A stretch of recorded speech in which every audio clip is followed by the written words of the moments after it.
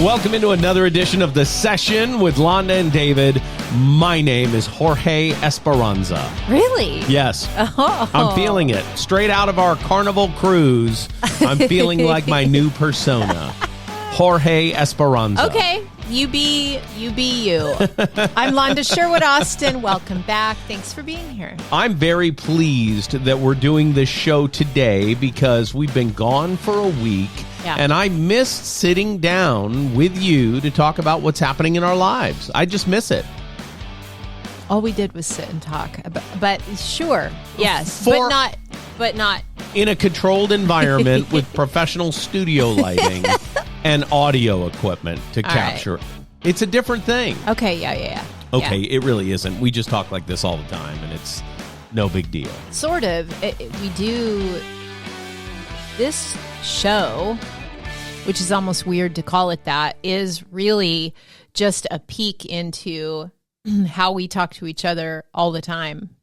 Really? Yeah. You know? And the accents are a lot more generally accepted than they are in our private lives. Yeah. So, so yes, we went on a cruise, a Carnival cruise, the Carnival Breeze to Mexico. Right. And David, roses and thorns. The roses, I would say, it was great to be able to see my brother and hang out with him and his wife and her friend, Christy, from high school. Her childhood friend, Christy, was there. That was lovely. It's a fun time to be able to reminisce and laugh about things that happened when we were little. So, yeah, a big rose for me. In case you've never played Roses and Thorns, where have you been? But, you talk about what was good and what was not so good. Yeah. Okay.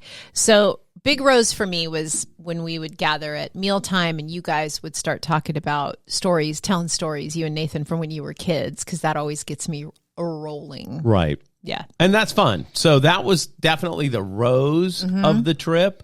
Thorns, there were a lot of thorns. Yes. The number one thorn is cruises. Not for me. Don't care for it. Mode of conveyance that all you can do is eat as much as you can and drink as much as you can. That's not my jam. I'm not into that. Okay. So for Fair me, enough. The confined accommodations to a space for 5 days. Not right. The accommodations were average, I'd say. Sure. Not bad. Certainly not good. I'd agree with that assessment. The boat was a little worn. Some might say seasoned. You know, it was a little bit of a salty dog, the boat. The boat's in menopause. Yes. Maybe past menopause. The boat's just one long hot flash. You know what I mean? That's how I felt about it. Oh, I know what you mean. So, yeah, I did not love the cruise life. Yeah. I won't be buying new themed clothing for the cruise life. Not right. doing it. But I did love seeing my brother, and I really enjoyed spending time with you when we would sneak away after the day's festivities and talk and laugh about what just transpired. I did enjoy that a lot. Yeah. But I didn't like not being able to go play disc golf or run around or you know what I mean? We did walk every inch of the ship. We multiple times. And people thought we were crazy because we exclusively used the stairs, and everybody would look at us like, why are you using the stairs? Yeah, like we were weirdos. Different decks. It's a high climb to get to the top. It really didn't take that long to do the stairs. No, and that's how we got our steps. So for me, the thorns are, the food sucked, by the way, spoiler alert. Yeah. But the service at dinner was really, really good, I thought. I thought Kumara, our server, lovely guy. You had an interesting insight about that. Okay, here's the tea. I think just by talking to the people on the ship who like are always smiling like they're, on script and have to, every now and then I'd see the veneer crack a little bit. Yeah. I think those people are being trafficked. It felt a little like modern day slavery. It did. It really, I'm not really gonna lie. And it felt that way anyway. And then when we were talking to one of the servers and we were in port and we said, "Oh, do you get to go into port?" And she said, "No, I didn't buy any time off." Right. What do you... What? Sorry, what? Yeah. You're on the vessel all the time, and to do shore leave, you pay for that. I guess. I didn't ask That's the context clues that I any picked further up from questions her. because I was a bit scandalized. Right. And then in talking with some of the other people, we learned they work 12-hour days because we asked questions because, like, wait, I saw you at 7 a.m. at breakfast, and now it's In a different part of the ship. 7:30 p.m. Yeah. and you're here. So how does that work? Yeah. Typically 12-hour days, 7 months straight. Yeah. I would tell you the best job to have on that ship, bartender. Because Do you you're just think? behind a bar, making drinks, making people I guess, happy. but they had to put up with a lot of, I don't think, and I'm just going to say it, I don't think the all-you-can-drink package should be a thing anymore. That's interesting. Yeah, and, you can write me long, strongly worded emails if you like, but I think that as a society, aren't we kind of evolved enough to know that ain't good? Well, yes and no, right? All-inclusive packages are a lot of fun for most people because they don't even have to think about spending more money. That's why people like it. You realize up front the expense, and then you could just party without a care in the world. It was just... I, however, I saw have some no things, interest. David. Yeah, I have no interest in drinking 37 drinks in a day. And to me, for that to be of value, you got to be ready to set a record for being hammered. It's like leaving Las Vegas. I mean, it's a whole deal. And it's scary to me. And I saw people on this, and this is not me being judgy. This is me being like concerned. Sure. And aware of what that much alcohol does to a human. People falling down and throwing Yeah. up. That's a thing that we encountered on the ship. Yeah. Not for me. That's not my jam. Service people, the room attendants in hazmat suits Having to cleaning clean up up after vomit. Bro, I don't want to see that. Yeah. Not I don't want to. So, yeah, the day that we were at Cozumel, I don't know how to say it. Cozumel, I think. I don't know. The day that we were there, we went into the little port and we kind of, Right. farted around, as my mom used to say. Right. And then we didn't do any excursions because They were too far excursion away. that the people we were with were going on wasn't of interest. And then the rest of the excursions that would be interesting to us were like an hour to 2 hour drive away from the port. And that made me wildly uncomfortable. Right. No, thank you. The one that sounded the neatest to me was the cenote tour where you go to the Blue Hole to swim. And the Blue Hole, you've seen it in movies. No. It's very recognizable. It's an hour and 45 minutes away from where the boat docked, and Yeah. you have a total of 5 hours, but more than 3 hours of that, 3.5 hours of that 5 hours Yeah. is in the bus. And that was No, didn't thank sound you. fun to That's me. no bueno, as they say. So we went into town. Well, but there's a very popular excursion at that stop called Mr. Sancho's, and Right. it's they take you to a beach, and it's all day eating, drinking, all inclusive, Party at the beach. and everyone who came back from that excursion was hammered. Right. Hammered. Yes. The boat all of a sudden got really loud. Right. So, which fine, get hammered if you want. I get it. Like, I'm not against that. You do you, but I just think the all-inclusive drink thing is a little dangerous, which is why I don't think being a bartender on the cruise ship would be much fun, because I saw those people sitting at the bar and it was I had rough. a couple conversations with stupid drunk people. Yeah. And I don't mean they're stupid. I mean they were stupid drunk. right. And wow. Yeah. I hadn't seen that in a long time. And I was a bartender. But here's the thing. When you're a I have bartender a great story. at a land-based terrestrial restaurant or bar, you have cutoff levels. If somebody gets to a certain point, you have to decline them service. Right. There's none of that on the boat. Yeah, I don't. Maybe there is, but I don't know. I didn't see it. I saw a lady fall off her stool twice while I was standing next to her. 2 times fell off her stool. I got one for you. Okay. Sitting at the bar because we were early for dinner. So we thought, hey, let's go to one of the bars and get a drink. That sounds fun. That's right. So we go to the bar. We sit down. This lady was sitting next to me, middle-aged lady, maybe a little bit older than me, in a very beautiful red dress. Right. It was gorgeous. She was clearly dressed up for dinner or for the Mardi evening. Gras. It was very, very pretty. And she was by herself. And I thought, okay, I've pretty much kept to myself on this cruise, because I was a little uncomfortable. And I thought, you know what? Be nice. Be sociable. Sure. So I said to her, I love your dress. It's so pretty. We had maybe a 2-minute conversation, and here's what I learned. First thing out of her mouth, well, I'm so fat. I'm so fat that this was, I wore this because it's flowy. Okay. I don't know how to respond to that. Right. I don't know how to respond. And while I'm thinking, oh shit, what do I say? No problem. I didn't need to say anything. She filled all the space. Right.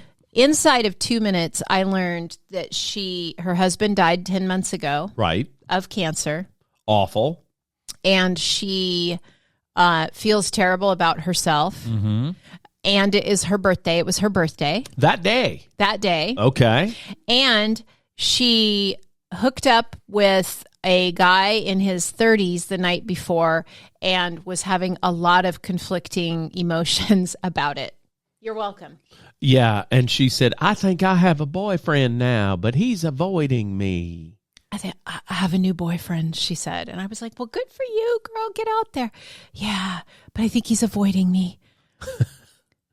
Got bad news for her. He's so young. Not a boyfriend, a hookup. That's what they call that. That's a hookup. I felt really bad. I said, well, I hope you have a great birthday. It was like when And then I did this. I said, I hope you have a great birthday. You do look really beautiful in that red. And then turned. Yeah.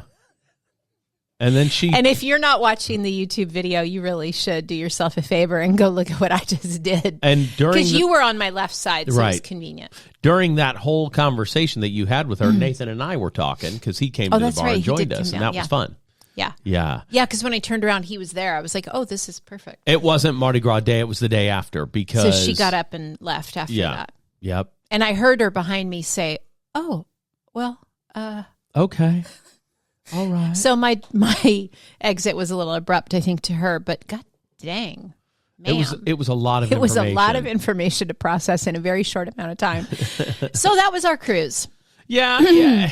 Would I go on a Carnival cruise again? No.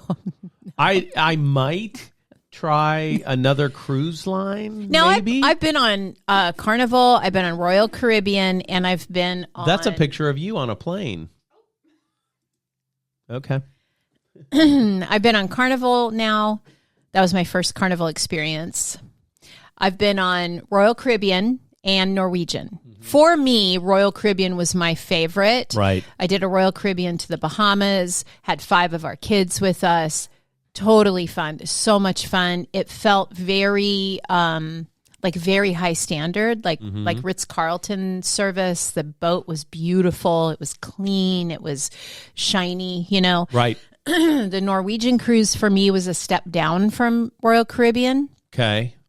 The Royal Caribbean, I went to the Bahamas. The Norwegian, Mexico, Belize, and then this one that we just did. The Norwegian cruise that I did years ago went to Alaska, and that is a really nice experience. And my son Benjamin was talking to us the other night about it, reminiscing, and he remembers the shows on that cruise were exemplary. Not so at Carnival. Okay, so I'll just tell you this one story. The singers weren't great. Oh, no. They were poor. The dancers were not great, but I will tell you this. Here's a recommendation. If anybody knows the CEO of Carnival, you can go ahead and share this information. So the first night, the show was called Flicks, and it was songs from movies. Right. Yes. But here's a hot tip. The songs from Titanic. Probably avoid them. Probably maybe don't do those. You're already with a bunch of people who've had a little too much to drink, and they're cagey. They're cagey. And now you're going to sing My Heart Will Go On. And additionally, not just the song, but the dancers with like these kind of opaque white sheets dancing across the stage. As the iceberg. It was just not... It was unsettling. It was unsettling. I joke that I like to watch air disaster movies when I fly. Mm-hmm. And the reason I like that so much is because when I'm invested in like Air Force One and he's wrestling with the bad guy and the gun goes off and the plane shakes, it makes the turbulence feel like it's part of the movie. Oh, so it's like being on a live action amusement ride. Sense around, right? So that's why I do that. But if I were afraid to fly, reminding myself that at any moment the wings could snap off and we could die would not be a thing that I'd be into. Yeah. Much like being out in the Gulf, far from land, near, far, wherever. As a reminder, iceberg. Coming into the scene. I mean, ridiculous. Ridiculous. So that was bad, but at least she couldn't hit the notes. So the other port of call was Progreso, and I've heard their soups are good. Progreso, Yucatan, right at the entrance of the Yucatan Peninsula. And I would say this is what I'll say about Progreso. They are working really hard at becoming a popular port of call. Sure. You can tell that they are putting in infrastructure. There's a lot of work being done trying to make it a good port. It's not there yet, right, but they're definitely working on it, and good for them, because I know that it will improve the economy. Sure. For their town. Because I would not call the economy of Progreso robust. No, I wouldn't either, which is why they really need this. So it was an interesting experience, though. It really was. And, taking the shuttle into, downtown. Air quotes, downtown Progreso, not downtown, but buildings that are in disrepair, it looked a little like war-torn Chechnya to me. It was, like I said, they're not quite there. Right. It reminded me of one of the cruises I went on before, the Norwegian cruise that went to, there was a stop in Mexico, a stop in Belize, and then a stop in, I think, Honduras. And it was the very first, that day that we stopped in Honduras was the first ships they had ever had in that port. They'd been working really hard, and they had, gotten the agreements or whatever. It was years in the making to get the ships to come there, but it's such a boost to the economy that they work really hard to get that. And I would say it reminded me of that, where it's like you can tell that they're building something for the future, but they're in the beginning stages. I gotcha. So there you go. That was the cruise. Yeah. I wish I had a better time on the boat, but I felt trapped and couldn't sleep. Okay, so help me understand the phenomena, because when I laid down to bed, it was as though loud bass music was playing the whole time. The whole night. The whole night. Yeah. And in the morning and middle of the day. That sound never stopped. After the first night, we went to breakfast in the morning, and you said, I feel like I was tortured all night. It's like a mind control experiment, and they want to see exactly what's going to happen. It's like MK Ultra. They're trying to make a killer that is, the lightest suggestion. I was on edge. I felt like I was ready to hallucinate. It was a whole thing. It was crazy. Can you imagine if we'd have done the all-inclusive drinking? It would have been outrageous. I don't know. No, thank you is the answer. Maybe you wouldn't have noticed. I don't know. Okay, enough of that. We've spent enough time on it. It's not for us. I know a lot of people that do cruises regularly and love them. absolutely love it. So I think my brother had a great time on that. good on that for you. boat. Good. The good thing, we came home and I said to you, let's use the RV. Yeah, that's right. Because it's luxurious. Remind me tonight to take pictures of the tires for my tire guy. He asked me to send him pictures of the tires. Oh, okay, yeah. So they're I'm gonna almost do bald. that. Some of them. Yeah, he's gonna get us some tires. It's a tire cool. shop in Prosser, and it's gonna be a really good deal. So Okay, that's gonna awesome. be fun. Thank you. So thank you, Guillermo. That's fun. Yeah. All right. What else is going on? Well, a lot of talk about the economy, a lot of fears about recession. Okay. Can we talk about that for a few minutes? I'm Sure. glad you brought that up because I was going to ask you if we could. Sure. I want to talk about that. I want to talk about the political climate and how it relates to that. One reason why is because you follow politics like some people follow sports. I love it. I think it's the most fun thing in the world. When we were on the cruise one night after dinner, we excused ourselves, went back to the room, and watched the president address Congress. That's right. And the reason that we did is because you really love politics, and think of it this way as a way of explanation.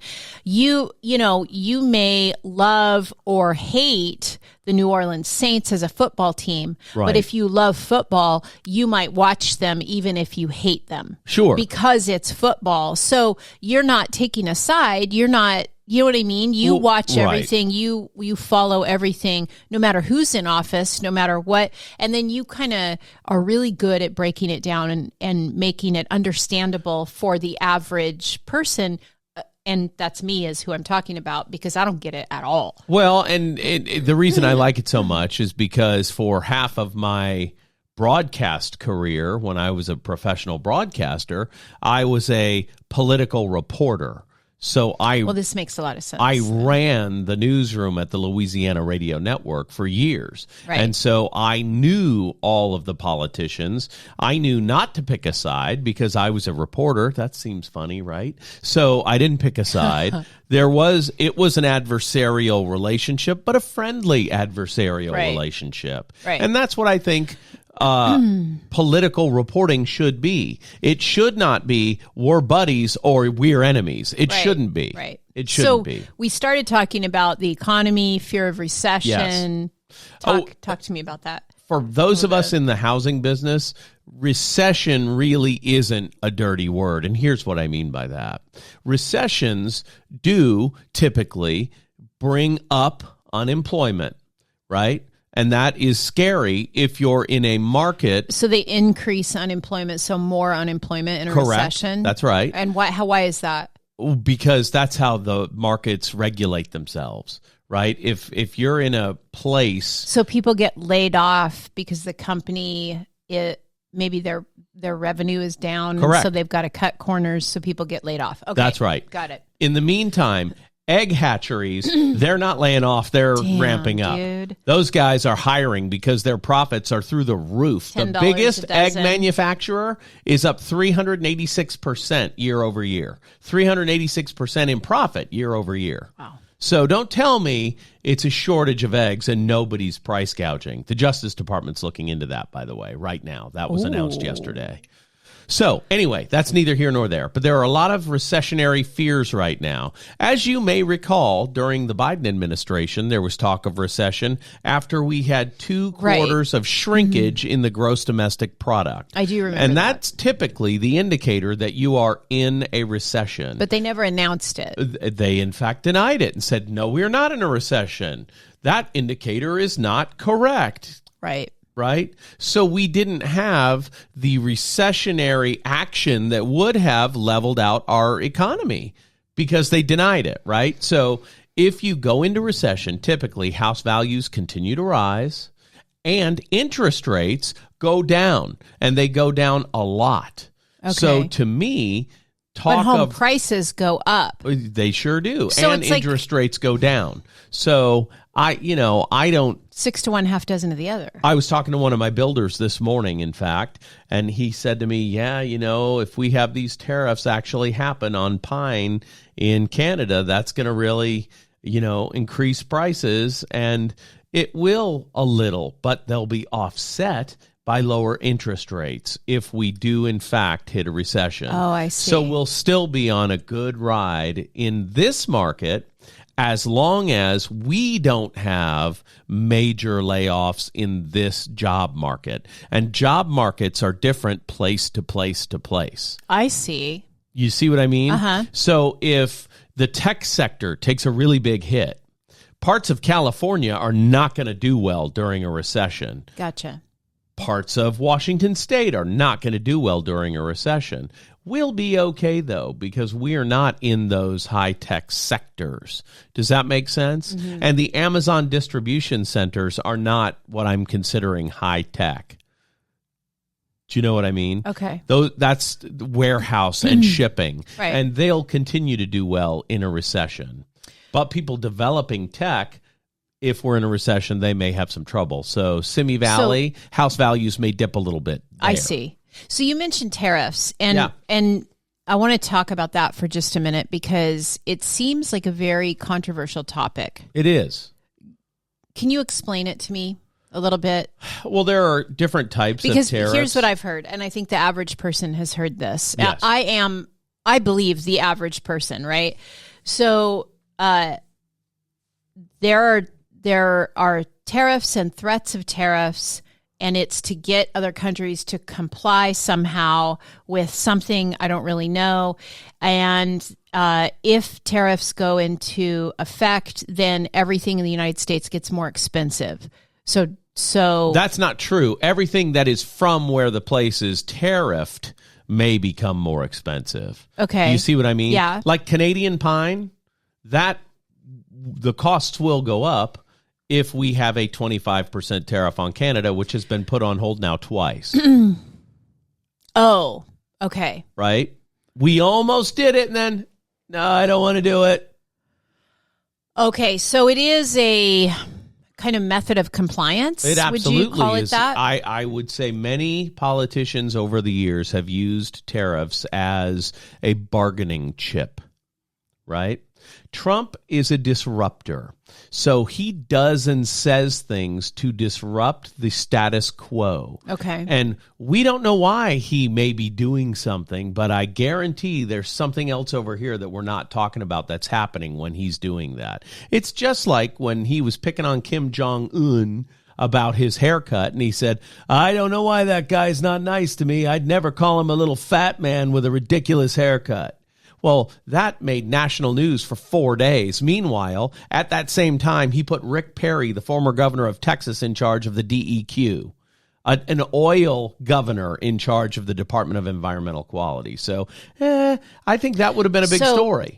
So that was the story then, right? That was when, though? What year? Oh, that was 2016, 2017. I don't know. Okay, so it was during the last term. Today, are you suggesting there's some of that? Well, look over here, don't look over here. I do think that the day that the 25% tariffs are the lead story with China and Mexico, the actual tariffs against China went into effect, and that's barely even spoken of. Did you mean Canada and Mexico? Yes. You said China and Mexico. Mexico. Canada and Mexico, right. And the China tariff did go into effect, and it was not the lead story.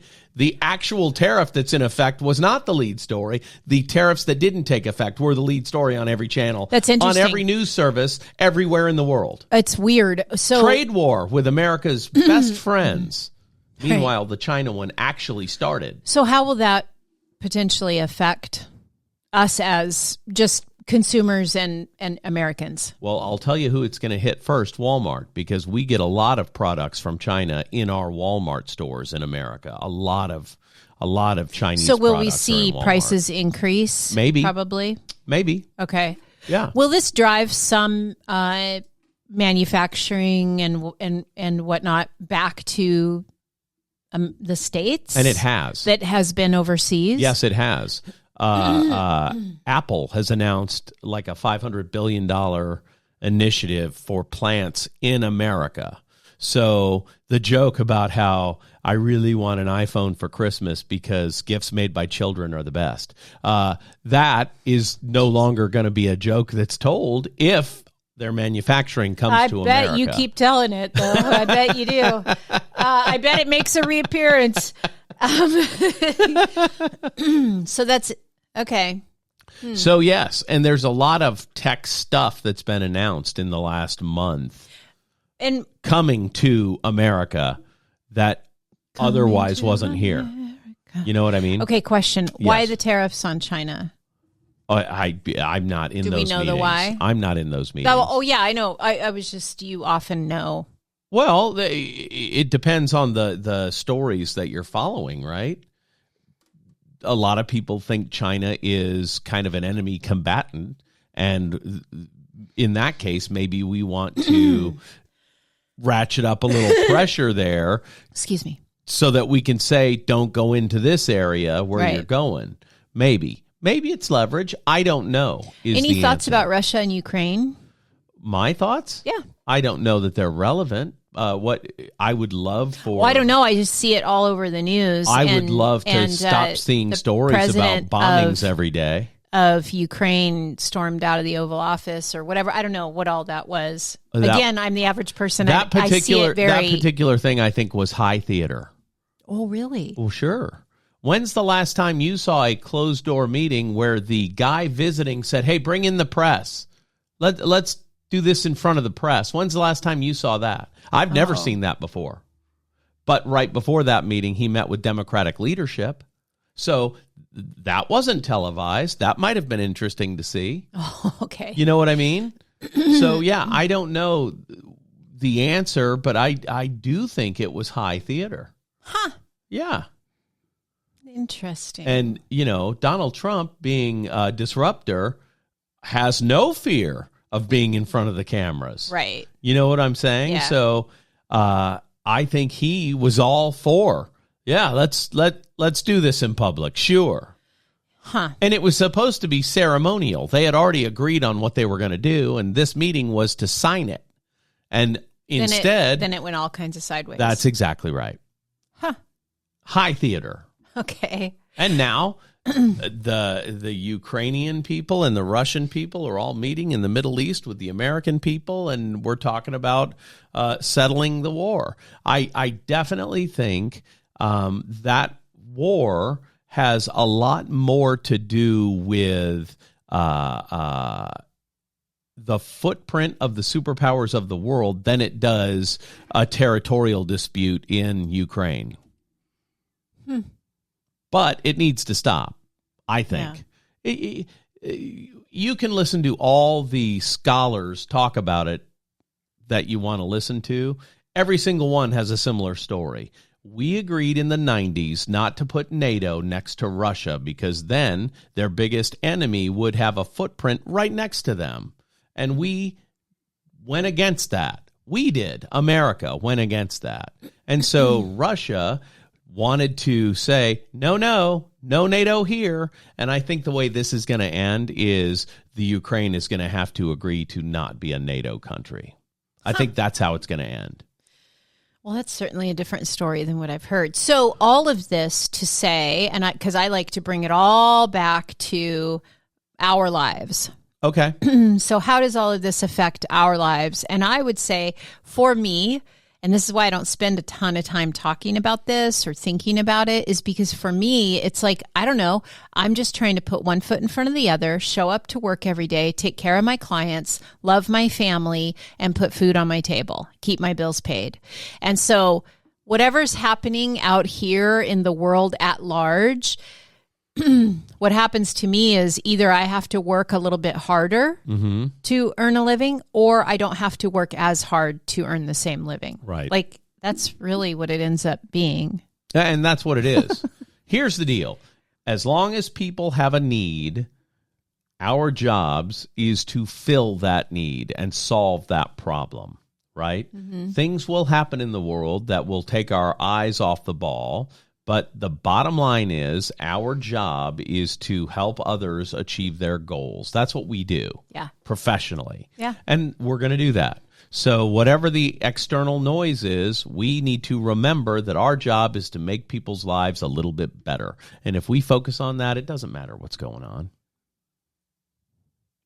As far as I'm concerned, you can wrap it up right there because that was beautifully said. Well, and that's the truth, right? It is the truth. I hope this gives some hope to some people listening. I hope this podcast, I hope you share it with some friends. You stuck with it to the end because that was very, I don't know, like a breath of fresh air there at the end. Well, I'm glad to hear that. That's what I think. Very peaceful. Yeah. And if we go into a recession, interest rates are going to go down and home values are going to go up. So I think that's okay. It's like that economist we listened to in Louisiana who talked about a recession is when you're having a hard time paying your bills. When you can't pay your mortgage, you're in a depression. Yeah. You know what I mean? So it really is relative to your situation. So I don't think you need to be worried about it is the moral of the story. Unless you lose your job, and then we need to help you find another one. Yep. There you go. For Londa, Joanne, Sherwood, Austin, my name is David Austin, and this has been another edition of The Session with Londa and David. We'll see you next week.